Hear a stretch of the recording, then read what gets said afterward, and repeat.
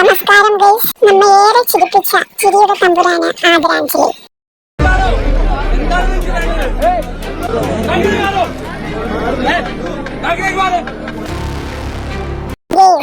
ഇന്ന് സോഷ്യൽ മീഡിയയിൽ വളരെ ചോദ്യം ചെയ്യപ്പെടുകയാണ്, വിമർശിക്കപ്പെടുകയാണ് സലിംകുമാറിന്റെ ചന്തു എന്ന മകൻ. ഒരു മരണവീട്ടിൽ പാലിക്കേണ്ട ഔചിത്യങ്ങളുണ്ട്, മര്യാദകളുണ്ട്. പക്ഷേ ഈയിടെയായി കണ്ടുവരുന്ന ട്രെൻഡ് എന്ന് പറഞ്ഞാൽ സെലിബ്രിറ്റികളുടെ മരണവീടുകളിലൊക്കെ ഓൺലൈൻ ചാനലുകാരും സോക്കോൾഡ് മാധ്യമങ്ങളും ഒക്കെ അതിന്റെ കൂടെ കുറെ യൂട്യൂബേഴ്സും അവിടെ വരുന്ന സെലിബ്രിറ്റികളുടെ കൂടെ സെൽഫി എടുക്കാൻ വരുന്ന കുറെ സെൻസ് ഇല്ലാത്ത മനുഷ്യരും ഒക്കെ ആ മരണ വീടുകളിൽ അതിക്രമിച്ചു കയറി പരിസരബോധമില്ലാതെ മനുഷ്യത്വമില്ലാതെ പെരുമാറുകയും അനാവശ്യമായ തിക്കും തിരക്കും ഉണ്ടാക്കുകയും ചെയ്യുന്ന പ്രവണത ഈ ഇടയായി അത് കൂടി വരികയാണ്. പ്രത്യേകിച്ച് സിനിമാ ഫീൽഡിലുള്ള ആളുകൾ മരിക്കുമ്പോൾ കൺട്രോൾ ചെയ്യാൻ പറ്റാത്ത വിധം പൊതുശല്യമായി മാറിക്കൊണ്ടിരിക്കുകയാണ്. തങ്ങളുടെ പ്രിയപ്പെട്ടവരുടെ ഡെഡ് ബോഡി കാണുക എന്നുള്ളതല്ല, അല്ലെങ്കിൽ അടക്കത്തിൽ പങ്കെടുക്കുക അല്ല അവരുടെ ഉദ്ദേശം. അവിടെ പങ്കെടുക്കാൻ വരുന്ന മറ്റു നടീനടന്മാരെ കാണാനും അവരുടെ കോസ്റ്റുകളെല്ലാം ഷൂട്ട് ചെയ്യാനും അവരോടൊപ്പം സെൽഫി എടുക്കാനും ആ ക്ലിപ്പിംഗ്സ് ഒക്കെ മാർക്കറ്റ് ചെയ്യാനും ഒക്കെയാണ്. പൊതുവെ യൂട്യൂബേഴ്സും മെയിൻ സ്ട്രീം ചാനലുകാരും ഒക്കെ അനുയോജ്യമായ തമ്പനയിലും ഒക്കെ ഇട്ട് വ്യൂസ് കൂട്ടാൻ മത്സരിക്കുകയാണ്.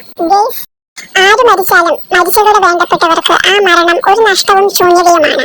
അവരുടെ വേണ്ടപ്പെട്ടവർക്ക് അതൊരു പൊള്ളലും വിങ്ങലും വേദനയുമാണ്. അവരെ സംബന്ധിച്ചിടത്തോളം ആ മൊമെന്റ്സ് ജീവിതത്തിലെ ഏറ്റവും വലിയ ഹാർഡസ്റ്റ് ആൻഡ് പെയിൻഫുൾ മൊമെന്റ്സ് ആണ്. മരണാനന്തര ചടങ്ങുകളാകട്ടെ ഒരു മനുഷ്യന്റെ ജീവിതത്തിലെ ഏറ്റവും അവസാനത്തെ ചടങ്ങാണ്. കുടുംബാംഗങ്ങൾ വളരെ ബഹുമാനത്തോടെ വളരെ സങ്കടത്തോടെ അവർക്ക് കഴിയുന്നത്ര ഗൗരവത്തോടെ പവിത്രതയോടെ അവരുടെ വേണ്ടപ്പെട്ട വ്യക്തിയെ ഈ ലോകത്തിൽ നിന്ന് യാത്രയക്കുകയാണ്. ആ ചടങ്ങെന്ന് പറയുന്നത് ഒരു eternal send off and painful farewell ആണ് ഗൈസ്.